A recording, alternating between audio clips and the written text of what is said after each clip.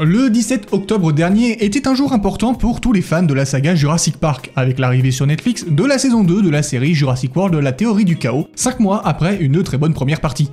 L'occasion donc de retrouver les Noobler Six dans leurs aventures, traquant les commanditaires derrière une série d'assassinats lévisants et qui fut orchestrée tout au long de la première partie. Mais alors que vaut cette seconde saison? Est-elle à la hauteur des enjeux? Suit-elle les pas de son aîné? Ou bien s'est-elle révélée décevante? Je vous propose de voir tout cela ensemble sans plus tarder. Dans ma vidéo critique de la saison 1, j'avais loué la qualité visuelle de cette nouvelle série tout en soulignant les améliorations graphiques par rapport à la série Jurassic World, la colo du Crétacé. Eh bien, dans cette nouvelle saison, cette qualité visuelle est toujours au rendez-vous, avec le même niveau de détail exceptionnel, les jeux de couleurs et de lumière qui sont plutôt réussis dans l'ensemble, sans oublier bien sûr l'animation 3D qui reste à la hauteur de ce qui fut présenté dans la saison 1. Si pour vous cet état de fait semble logique, ce n'est pas forcément le cas au vu du temps d'espacement relativement court entre les deux saisons, qui je le rappelle était de 5 mois seulement. Ainsi, on aurait pu craindre une baisse significative de la qualité graphique de la série comme c'est souvent le cas ailleurs. Mais ici le piège semble être évité, même si je suis intimement convaincu que la saison 2 de Chaos Theory était en cours de préparation bien avant la sortie officielle de la saison 1.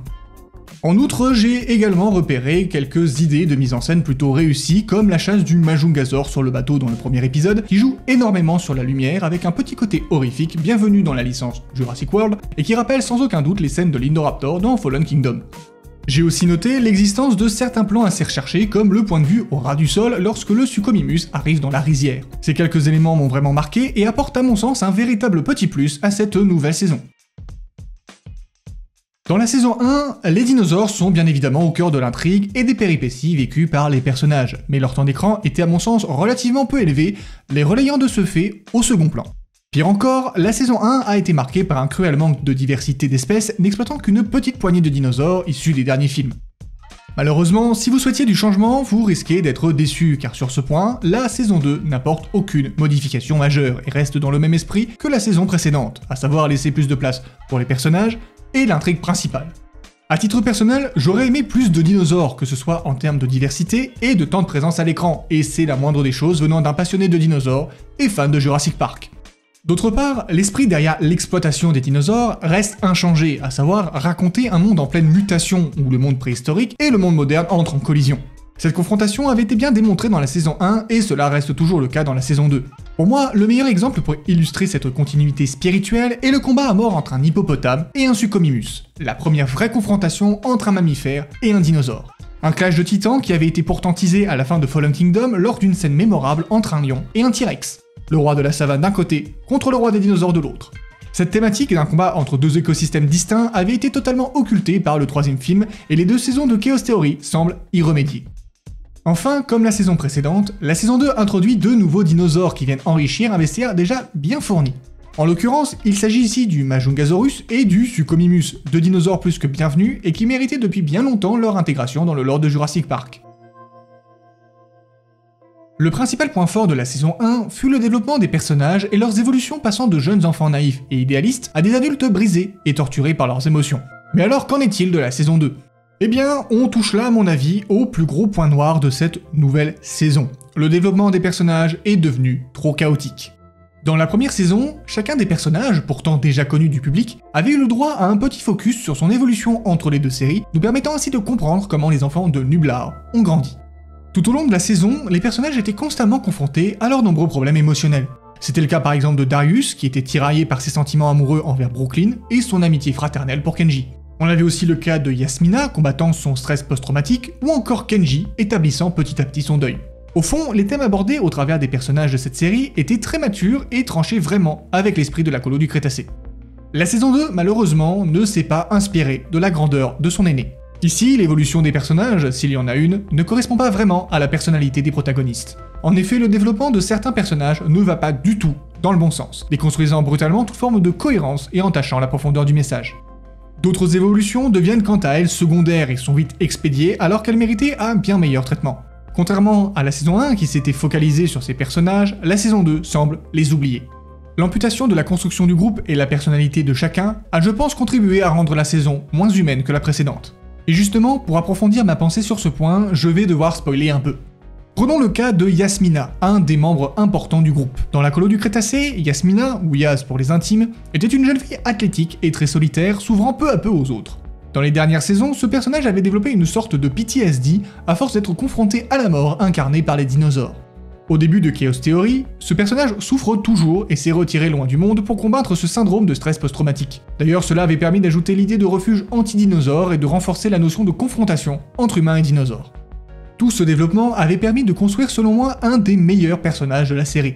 Malheureusement, la saison 2 fout absolument tout par terre. En effet, plutôt que de faire progresser lentement le personnage sur le chemin de la guérison, la saison régresse narrativement parlant en oubliant totalement la peur de Yaz envers les dinosaures. Cela se traduit au travers d'une séquence où Yaz fait la course avec un Gallimimus. Durant ce petit sprint, Yasmina est largement devant le Gallimimus, et on est donc dans une situation bien récurrente de la licence, mais également bien connue des spectateurs et des protagonistes, à savoir le dinosaure poursuivant l'humain. Cependant, à aucun moment durant cette petite course improvisée, les traumatismes de Yaz ne ressurgissent, alors que je le rappelle, elle est poursuivie par un dinosaure aux allures de théropode. Bref, tout se passe comme si rien ne s'était produit. Pour moi, il s'agit d'une entorse énorme au développement du personnage qui avait pourtant débuté avant la création même de Chaos Theory. C'est un non-sens qui aurait pu être évité. Et des erreurs de ce style, il y en a d'autres, comme par exemple Kenji. Ce dernier, je le rappelle, est en deuil à la suite de la mort de sa petite amie et de son père dans la saison 1. Après ces événements tragiques, Kenji a développé un comportement toxique, passant son temps à se mettre en danger de mort, entraînant avec lui tous ses amis. En bref, un comportement suicidaire. Cet élément apparaît en toile de fond au cours de plusieurs épisodes et impacte grandement la vie du groupe. Mais plutôt que de prendre le temps de développer cette sous-intrigue poignante, les scénaristes n'en ont fait que de brèves allusions entrecoupées de scènes d'action avant de le régler vite fait bien fait, juste avant le final de la saison. Du coup, tout cet arc narratif est selon moi mal construit et mal exploité. Et en parlant de personnages mal exploités, je suis obligé de dire que Ben, Sammy et Darius sont les grands oubliés de cette saison 2. D'ailleurs, Darius, qui est le personnage majeur de la série, a totalement régressé dans cette seconde saison sans aucune raison valable. Fini le doute et le conflit émotionnel intérieur, place au gros lourdeau de service bon qu'à faire des blagues de daron. En bref, un vrai gâchis. La trame scénaristique de la nouvelle saison reste très basique et similaire à la précédente, ne réinvente rien au passage. Après tout, la série ne souhaite pas innover le genre et ce n'est pas le but non plus. Comme pour la saison 1, la suite de la série souhaite avancer progressivement dévoilant les informations majeures au compte-gouttes. Et sur ce point, il n'y a rien à ajouter puisque toutes les questions laissées en suspens à la fin de la saison 1 ont trouvé une forme de réponse dans la saison 2. Ces réponses ont été distillées ici et là au cours des 10 épisodes permettant de maintenir le mystère et éviter ainsi un effet paquet qui livrerait les informations en bloc et de façon purement indigeste. Sur ce point-là, la saison 2 reste en adéquation avec la saison 1. Enfin, la nouvelle saison est aussi marquée par quelques facilités scénaristiques qui font sourire tant elles sont grossières par moments. Mais c'est à partir de maintenant que des divergences apparaissent. En effet, en plus du développement raté de ces personnages, la saison 2 souffre d'un autre gros problème, son rythme. La saison 1 avait construit son rythme intelligemment en faisant monter la tension crescendo. De plus, elle avait laissé le temps aux personnages de se développer et de retrouver leur harmonie de groupe tout en permettant des sous-intrigues classiques certes, mais utiles afin de planter le décorum. Dans la saison 2, le rythme est totalement lent et saccadé. Et là on touche à la grande faiblesse de la série qui, à l'image de la colo du Crétacé, n'a pas assez de matière pour tenir en haleine son spectateur. Je m'explique. Le concept de Chaos Theory tourne essentiellement autour du trafic de dinosaures et la volonté des Nublar Six de comprendre ce qui arrivait à l'un des leurs. Avec cette base scénaristique, il n'est pas possible de développer une série complexe qui peut courir sur plusieurs saisons. Je pense très honnêtement que Chaos Theory n'a pas la capacité de dépasser les 3 saisons, au risque de subir les mêmes critiques que la colo du Crétacé, qui avait tiré en longueur notamment avec les saisons 4 et 5. De ce fait, il est peut-être dans les intérêts de la série de prendre beaucoup de temps avec des intrigues mineures pour éviter que la série ne s'arrête trop vite, au risque de devenir anecdotique et oubliée de tous. Et justement pour éviter de finir trop vite, les scénaristes ont volontairement ralenti le rythme de la série et cela peut se voir au travers de plusieurs éléments présents dans la saison 2.